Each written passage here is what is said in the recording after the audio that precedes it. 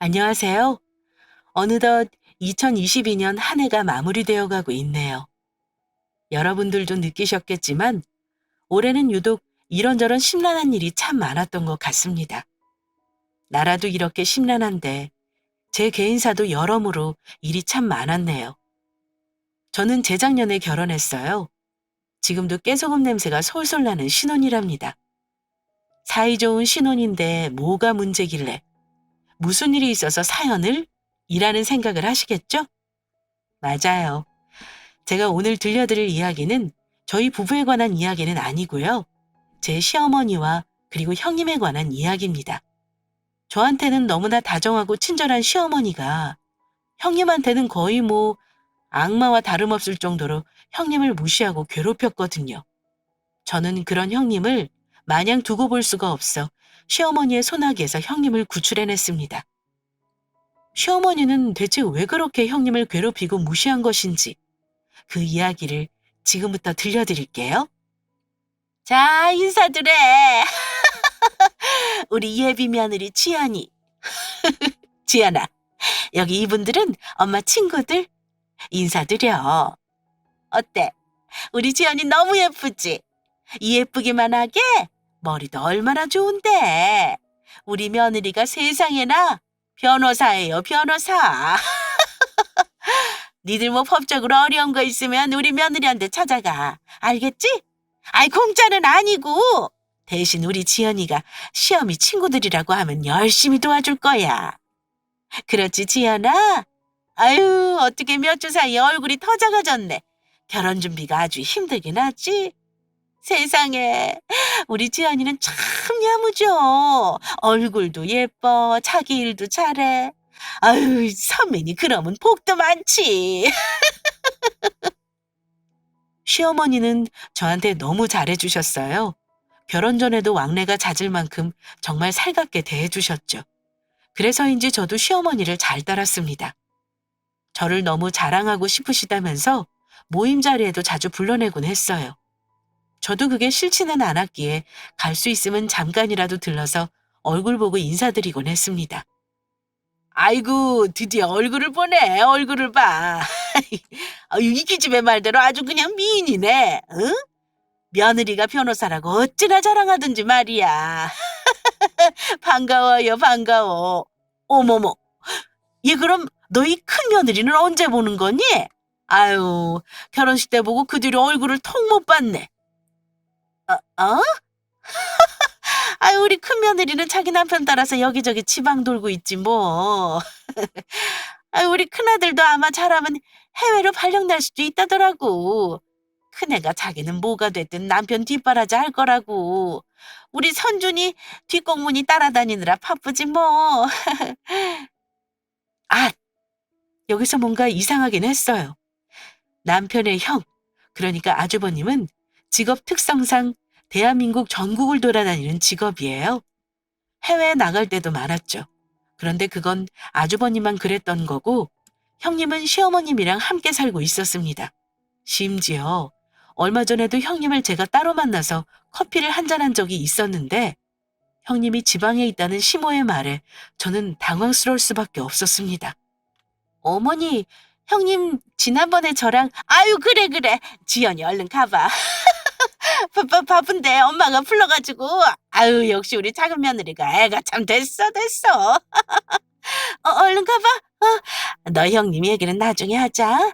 지연아, 얼른 가봐. 와줘서 고맙다.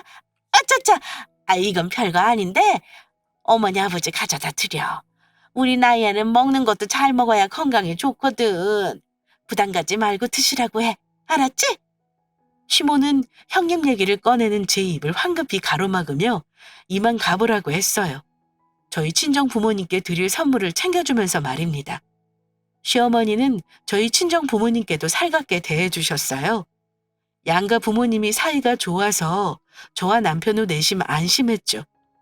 사돈지간의 사이가 좋으면 그만큼 좋은 게 없으니 말입니다. 시모가 개인 사정이 있어서 친구들한테 저렇게 말하는가 보다 했어요. 당시만 해도 저는 결혼한 상태는 아니었기에 시댁 내부 사정을 정확히 알지는 못했으니 말입니다. 그런데 신혼여행을 하고 오고 나서 저는 그 즉시 시댁의 내부 사정을 알게 되었어요. 시모와 형님의 관계를 말입니다. 어머머, 애들 얼굴 좋아져서 온 것 좀 봐. 재밌게 잘 지내다 왔니? 아이고, 우리 지연이는 어떻게 된 게 더 예뻐져서 돌아왔네. 엄마는 아들은 안 보여? 나 참. 형수, 잘 지내셨어요? 지연이가 형수 선물 고른다고 온종일 저를 끌고 다녔다니까요. 형수, 그러니까 지연이 앞으로 잘 부탁드려요. 네? 잘 부탁드리고 말고 할 게 어디 있어요. 동서 잘 다녀왔어? 아이고, 네 형수가 뭘. 지연이한테 잘 부탁한다고 해야지. 지연아, 네 윗사람이 말이 윗사람이지 배울 게 영 많으니까. 지연이 네가 이것저것 좀 알려줘라. 어? 아유, 드디어 우리 집에도 가방끈 긴 며느리가 생겼네. 내가 지연이 덕에 모임 가서도 이재면이 선다니까. 아유, 큰아들이라고 있는 놈은 보는 눈이 바닥이라 어디 여자를 데려와도 저런 애를 데려와서 얼굴 팔리게 하더니만은 그래도 막내가 눈이 높아서 다행이지. 어머, 우리 지연이가 뭘 사왔길래 가방이 이렇게 두둑한지 몰라? 뭐 사온 거야 대체? 저는 차 좀 내올게요. 세상에나, 저 말을 시어머니가 제 앞에서 했습니다. 심지어 형님을 옆에 세워둔 채 말이에요. 남편이나 저나 당황해서 어찌할 바를 몰라 했어요. 보는 저희도 그렇게 민망했는데 형님은 어땠겠습니까? 애써 웃으며 차를 내오겠다고 부엌으로 들어가는 형님을 보는데 괜히 미안했어요. 당연히 남편 역시 형님한테 왜 그러냐면서 시모한테 잔소리했습니다. 남편도 대학을 다니면서부터 독립해서 살았기에 시댁에서 시모가 형님한테 어떻게 대하는지를 몰랐거든요. 엄마는 형수한테 대체 왜 그래? 지연이 앞에서 형수한테 그렇게 하면 형수가 얼마나 민망하겠어? 다 참, 형이 눈이 낮은 게 아니라 눈이 높은 거지. 막말로 형이 서울에서 지내는 게 뭐 얼마나 오래 있겠다고. 1년에 반 이상을 여기저기 돌아다니는데 형수 같은 여자 없어. 형수한테 그렇게 좀 말하지 마. 어머머, 야, 내가 무슨 틀린 소리 했니? 아이고, 당연히 남편 밖에서 그 정도 돈 벌어다 주면은 자기가 감내할 건 감내해야지. 얘는 너야말로 지금 지연이 앞에 두고 엄마한테 못하는 거야? 하여간 지연이 너도 엄마가 네 형네한테 너무한다고 생각하지 말아라. 알았니? 아유, 됐어. 궁상 맞은 얘기 그만하고 자, 우리 지연이가 뭐를 사왔나 한번 보자. 시모는 저와 남편이 그러지 마시라고 얘기를 했지만 되려 쓸데없는 소리 하지 말라며 저희한테 그만 얘기하라고 했습니다. 일단은 저도 더는 얘기를 하진 않았어요. 나설 때 나서더라도 항상 정확한 증거와 사유를 갖고 나서야 한다는 생각을 늘 하고 있었기 때문입니다. 일종의 직업병이라고 할 수도 있겠네요. 아무튼 하나둘 가방에서 선물을 꺼냈습니다. 저희가 신혼여행을 발리로 다녀왔기 때문에 선물에는 다 영어로 설명이 적혀 있었어요. 그런데 시어머니가 또 그걸 이용해서는 형님을 무시하는 게 아니겠어요? 시어머니는 제가 형님한테 건넨 화장품을 낚아채서는 요리조리 살펴보기 시작했습니다. 아이고야, 네가 이걸 뭐 받는다고 제대로 쓸 수나 있겠니? 예, 지연아. 네가 네 형한테 이것 좀 읽어줘라. 얘는 ABC도 못 읽을 거다. 가방끈 긴 네가 네 형한테 좀 알려줘. 얘는 배운 게 없어서 네가 이렇게 하나하나 알려줘야 해. 근데 너도 괜히 자존심 세우지 말고 아랫사람이어도 네 동생한테 이것저것 물어보고 좀 배워. 알겠니? 어머니, 저도 영어 읽을 줄 알아요. 네가 읽기는 뭘 읽어? 아이고야, 그래도 동서 앞이라고 자존심 상한다 이거냐? 아이고, 네가 그래서 안 되는 거야. 그래서 안 되는 거.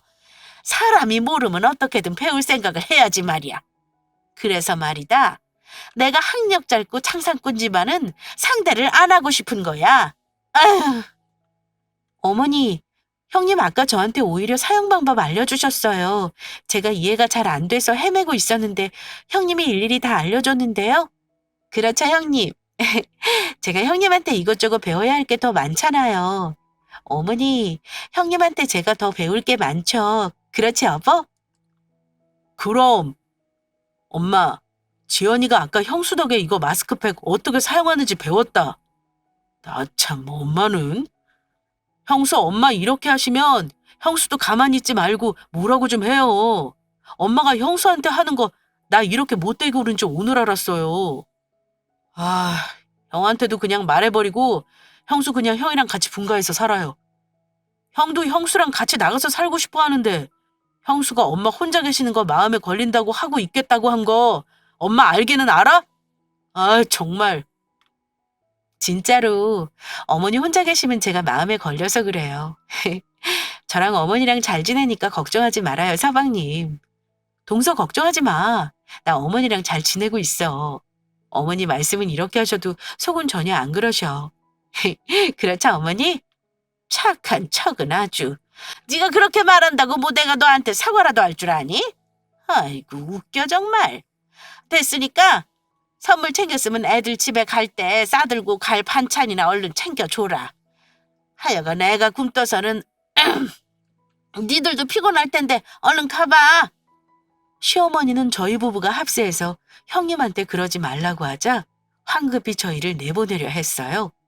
형님은 시모의 그런 못난 모습에도 대인처럼 웃음을 지어 보이며 괜찮다고 저희 부부를 위한 반찬을 한가득 싸주셨죠.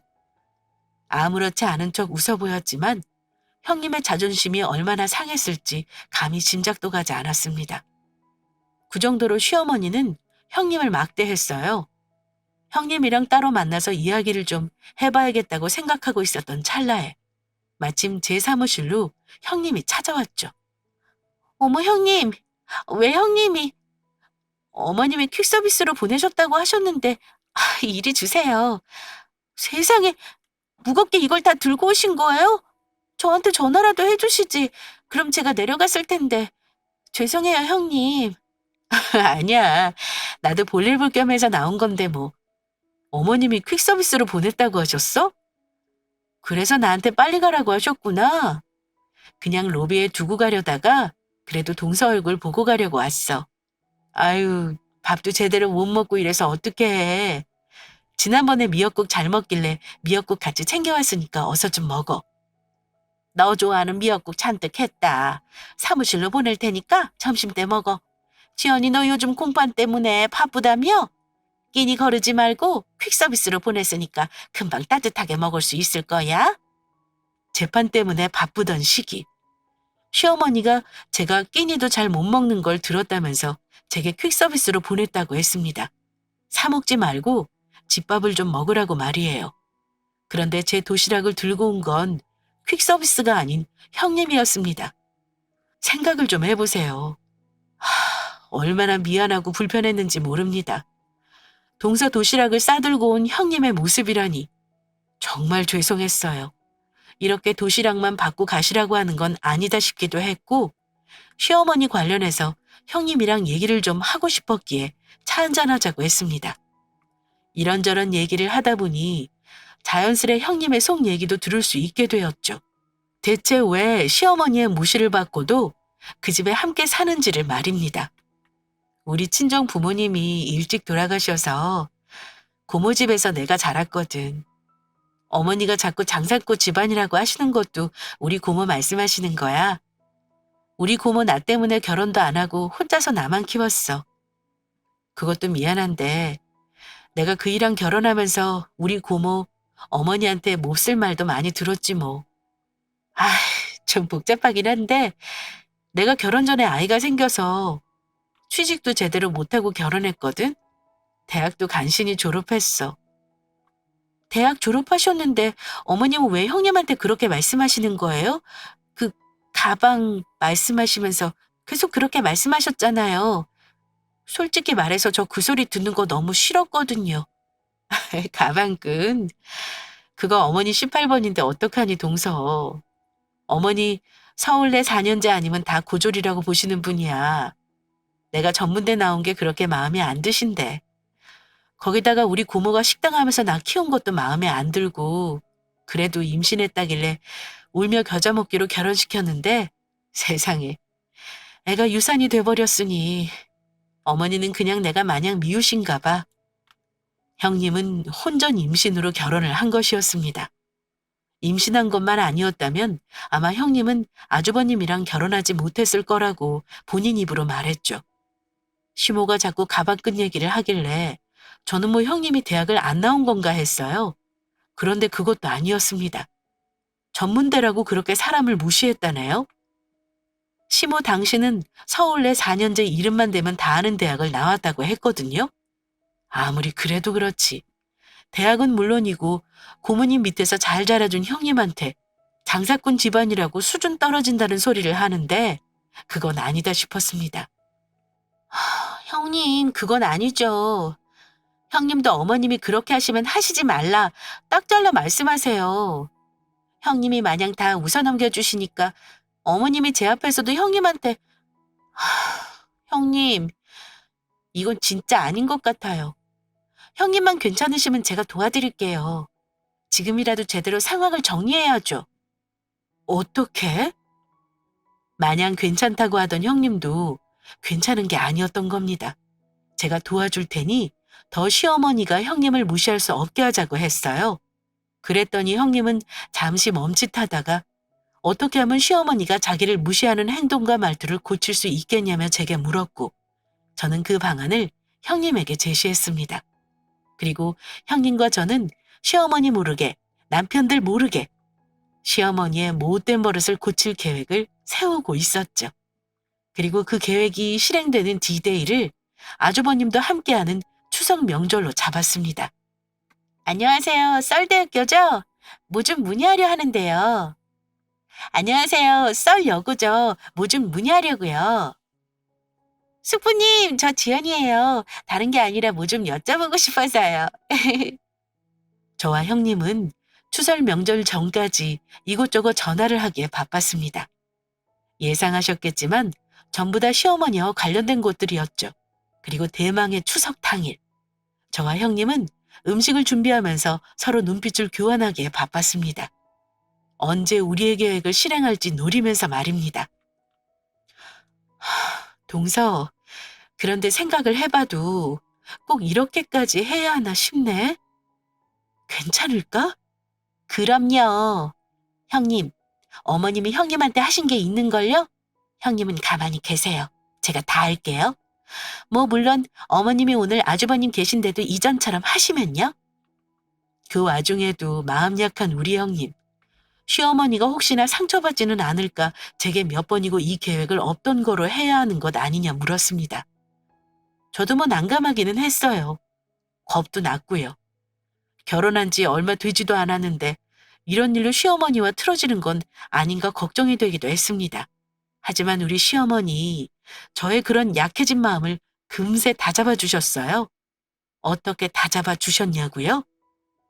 아니, 큰애 너는 왔다 갔다 해야 하니까 안쪽 말고 바깥쪽에 앉아야지. 어머머, 못 들어니? 얼른 먹어.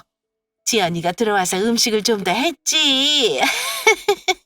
많이 먹어라, 지연아. 많이 먹어, 우리 큰아들, 작은아들. 얘, 큰애야. 쌈장 안 꺼냈니?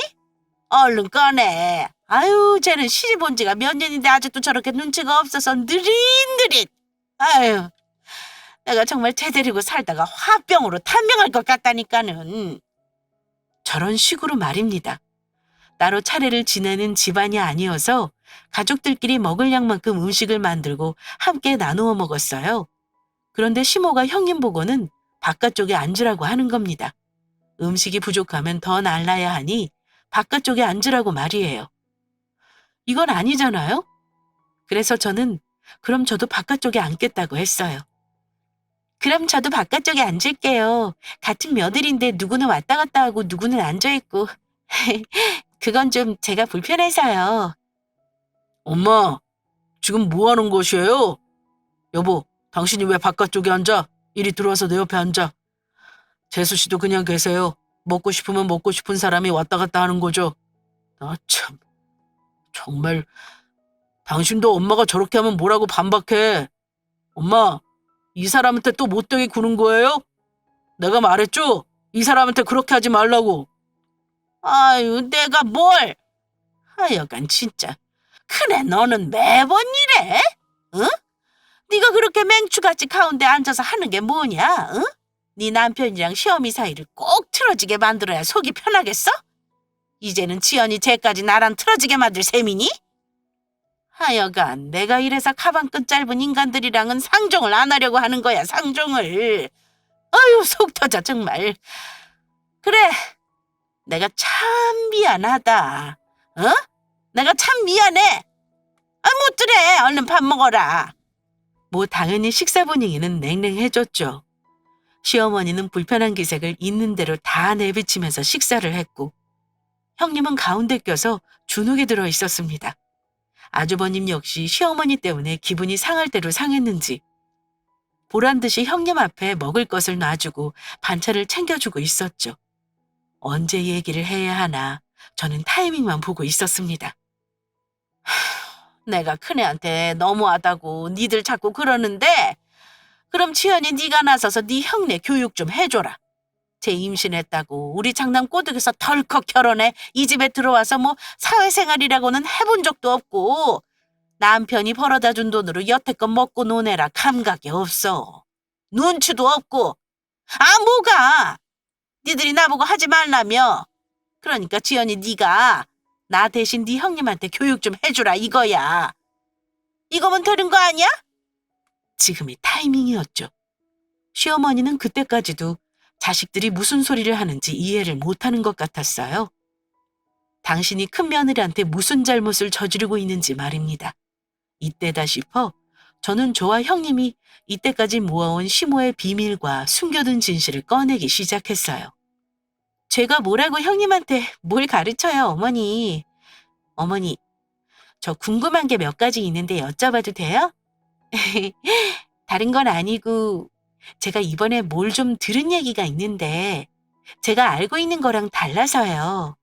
아무래도 뭘 판단하기에는 양쪽 말을 들어봐야 하니까. 어머니 썰대학교 나오셨다고 하셨잖아요. 입학 연도랑 졸업 연도가 어떻게 된다고 하셨었죠? 제가 기억이 잘 안 나서. 뭐? 그럼 나 썰대학교 나왔지. 아유, 시간이 오래 지나서 기억이 가물가물한데. 그러니까 내가 80학번이지? 80학번. 뭘 들었길래 너는 갑자기 그런 걸 물어 대뜸? 아, 80학번이셨죠? 그런데 이상하네요. 아니, 제가 깜빡했었는데 저희 이모가 어머님이랑 동문이시더라고요. 같은 학번으로요. 그래서 이모한테 우리 시어머니도 거기 나오셨다고 이모랑 같은 철학과라고 했는데 이모가 그런 이름 들어본 적 없다는 거예요. 그래서 제가 아니다. 우리 어머님이 설마니 그런 걸로 나한테 거짓말 하시겠냐. 우리 어머니 학력에 굉장히 민감하신 분이시다. 그런 분이 거짓말을 하겠냐. 라고 해서 이모가 동문회에도 다 물어보고 학교 측에도 물어봤는데 어머니 성함이 없다고 하더라고요. 어머머.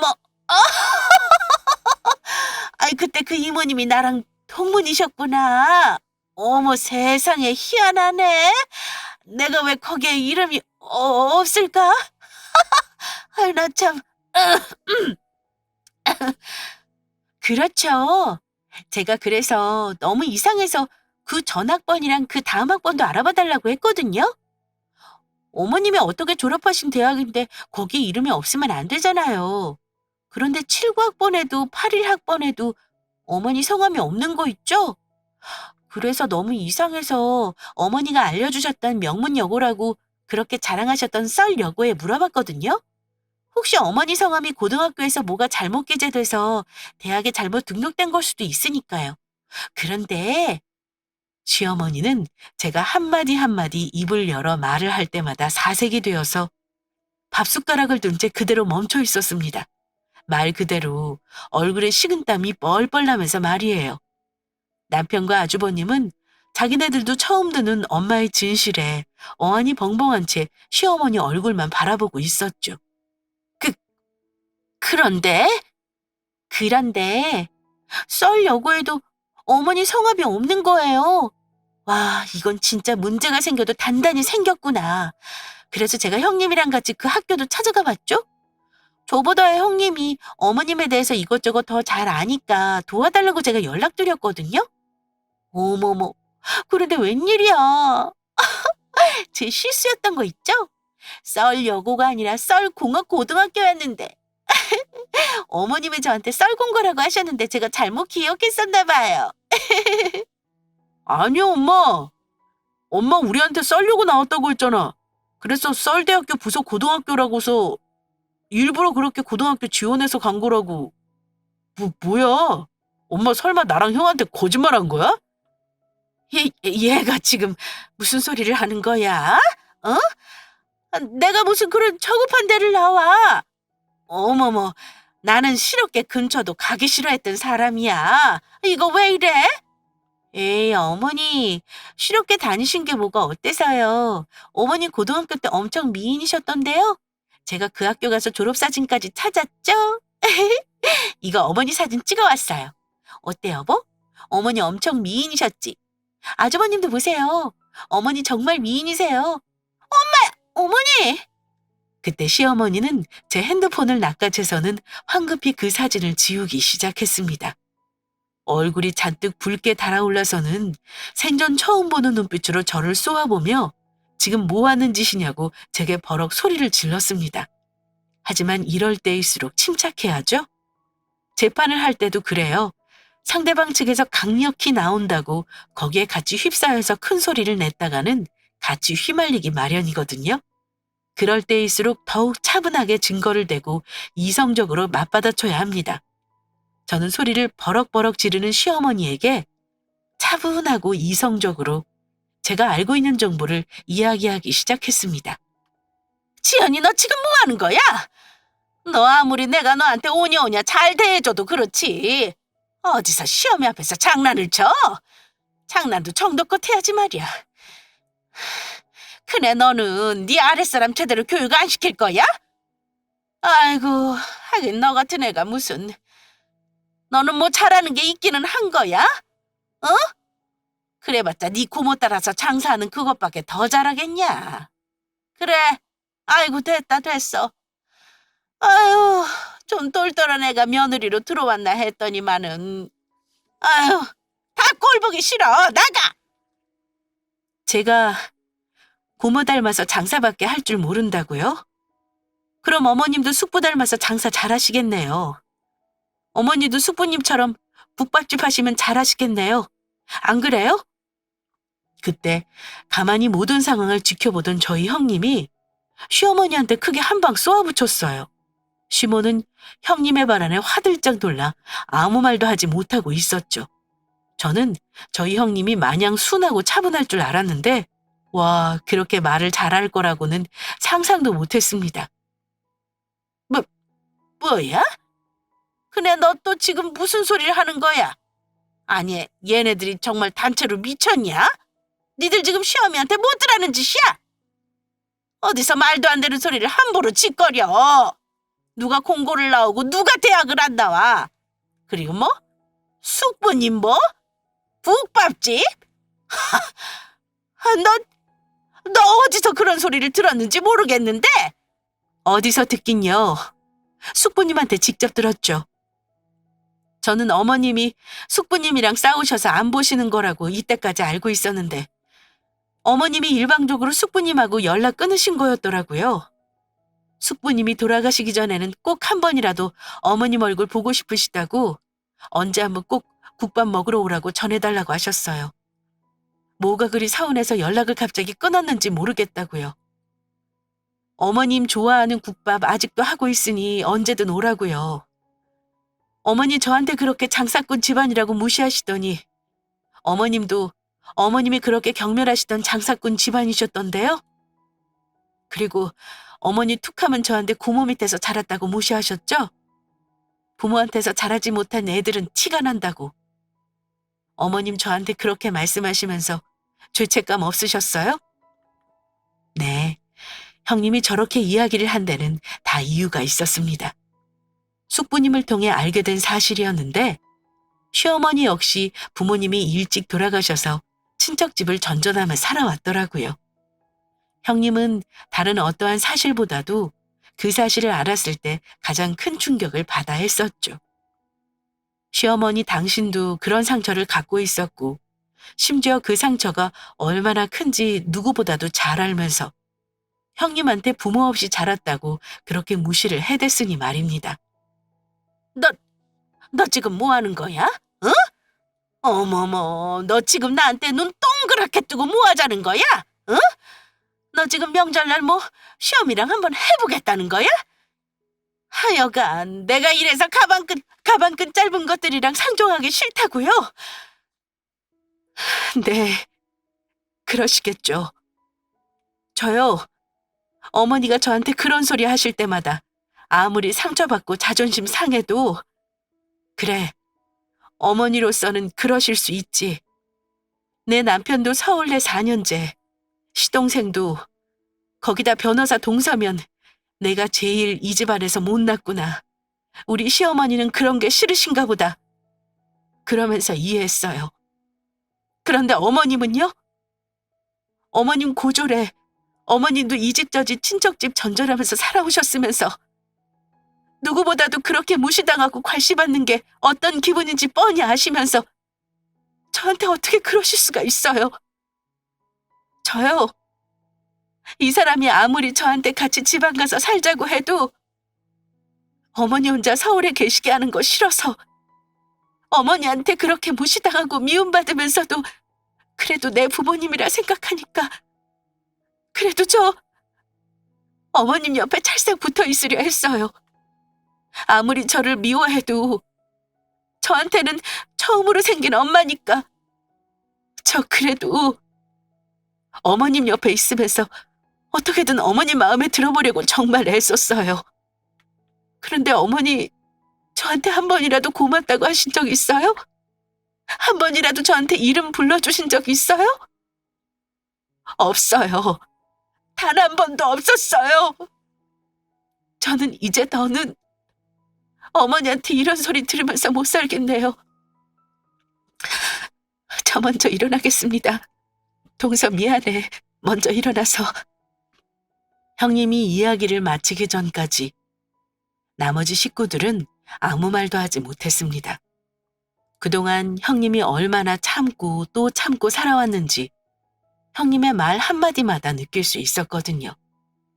시어머니 역시 아무 말도 하지 못하고 듣기만 했습니다. 형님은 이야기를 다 마치자 울컥거리는 마음을 추스를 수가 없었는지 급히 자리에서 일어나 방으로 들어가 버렸습니다. 형님의 이야기를 듣던 아주버님 역시 표정이 안 좋아졌죠. 저 희정이 데리고 캐나다로 갈게요. 안 그래도 해외 발령 받았다고 얘기하려고 오늘 온 거였는데 잘 됐네요. 엄마, 희정이 엄마한테 정말 잘하려고 애썼어. 내가 아무리 같이 내려가서 살자고 해도 엄마 혼자 개식기 하기 싫다고 나한테 얘기했던 사람이야. 엄마 희정이한테 상처 너무 준 거 아니야? 나 희정이한테 미안해서라도 더는 엄마 옆에 희정이 못 두겠어. 희정이 데리고 캐나다 갈 테니까 그런 줄 아세요. 먼저 일어나서 미안하다. 재수씨, 먼저 일어나서 미안해요. 나중에 따로 밥이라도 같이 먹어요. 보아하니 재수씨가 저 사람 많이 도와준 것 같은데 감사합니다. 아주버님은 형님을 데리고 캐나다로 가겠다고 통보를 한 뒤 형님을 데리고 시댁을 나섰습니다. 저희 남편 역시 시어머니한테 화가 날 대로 났었죠. 그때까지도 시어머니는 형님에게 사과 한마디가 없었어요. 뭐가 그렇게 분하고 억울하신지 아주버님 손에 이끌려가는 형님 뒤에 대고 버럭버럭 소리만 질러댔습니다. 아이고, 아주 완벽히 잘났어. 그래, 네 말대로 너도 그럼 네 시어미가 얼마나 힘들게 살았는지 뻔히 알면서 그거를 네 동서 앞에서 떠들어대? 내가 이래서 가방끈 짧은 것들은 싫어하는 거야. 알아? 나가라고! 아주 그냥 집에 팔이라도 들이기만 해봐. 니들도 나가! 다 꼴보기 싫어! 아주 그냥! 시어머니의 그런 모습을 보는 저는 당연히 시어머니한테 실망했어요. 그리고 화도 났죠. 그냥 미안했다는 사과 한마디면 그래도 상황이 다 정리가 되었을 텐데. 참 어른답지 못한 시어머니 태도에 실망만 가득했습니다. 남편 역시 마찬가지였죠. 남편은 시어머니한테 이런 기분으로는 오늘 식사를 못할 것 같다고 하고는 저를 데리고 시댁에서 나섰습니다. 시어머니는 저희한테도 온갖 폭언을 퍼부었어요. 지연이 너도 똑같아. 어디서 말이야, 시어미한테? 응? 네가 뭐 변호사면 다야? 응? 어디서 시어미 앞에서 잘난 척이야, 잘난 척이! 여기나 저기나 며느리라고 둘 있는 게 하등 쓸모없는 것들만 있어서는 나가! 나가라고! 니들도 여기 얼씬하지 마! 알았어? 다 나가! 아유, 여러분이 들으시기엔 어떠세요? 시어머니의 저런 태도가 어림답나요? 저는 정말 너무 실망스러웠습니다. 그렇게 한바탕 소동이 지나가고 저희 부부는 형님네 부부와 식사를 하게 되었어요. 형님이 아주버님과 함께 캐나다로 출국하기 며칠 전에 말입니다. 동서 고마워. 내가 너무 물러터지게 있었던 것 같아. 더 일찍 할 말하고 살았으면 상황이 이렇게 되지는 않았을 텐데. 동서, 그래도 어머님 혼자 계시니까 가끔이라도 찾아뵙고 어머님이랑 식사도 같이 하고 좀 해줘. 서방님, 부탁 좀 할게요.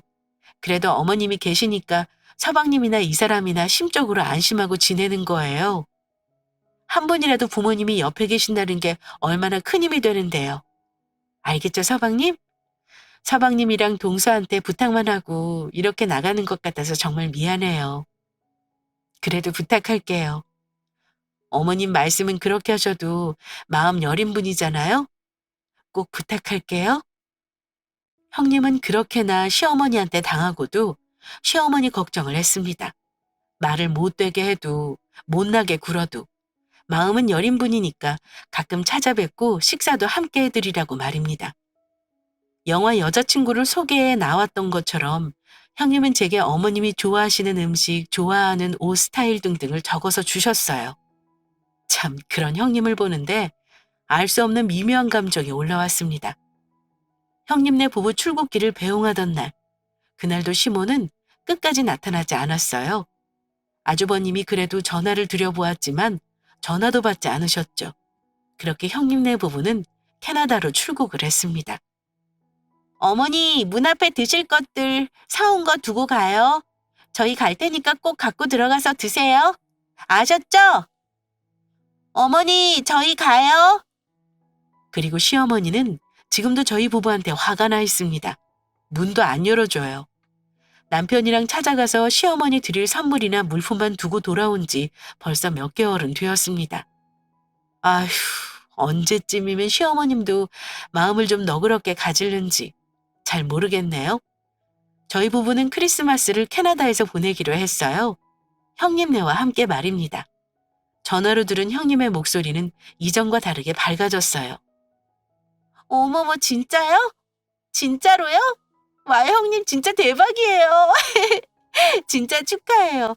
아니, 어떻게 해외에서 그렇게 공부를 하고 직장까지. 와, 형님 완전 능력녀예요. 정말 축하드려요. 다 동서 덕이지 뭐. 나 동서가 그때 얘기해준 말 그거 하나만 생각하고 공부했어. 형님은 뭐든 다 할 수 있는 사람이라고 얘기해줬던 거. 그게 참 계속 생각이 나더라. 그래서 여기 와서 그이 일하는 거 보면서 내가 결혼하기 전에 뭘 하고 싶었나 생각했거든. 그러다 보니까 내가 뭘 해야 할지 알겠더라. 아유, 다 동서 덕이야. 얼른 와. 우리 공항까지 나갈게. 정말로 대단한 게 캐나다에서 공부해서 직장을 구했다고 하더라고요. 역시 정말 여러모로 대단한 저희 형님입니다. 저는 기억이 잘 나질 않는데 제가 했던 그 말 때문에 형님이 힘을 얻었대요. 그 힘으로 공부를 해서 직장까지 구한 거였고요. 제 덕에 직장을 구했다면서 오면 제대로 대접하겠다고 기대하라고 하더라고요. 저도 빈손으로 갈 수 없으니 이것저것 선물을 챙겨가야겠어요. 그럼 저는 이제 이야기를 줄일게요. 말씀드렸던 것처럼 형님한테 줄 선물을 준비해야 해서요. 그럼 모두 좋은 하루 보내시고요. 행복한 연말 보내세요. 메리 크리스마스!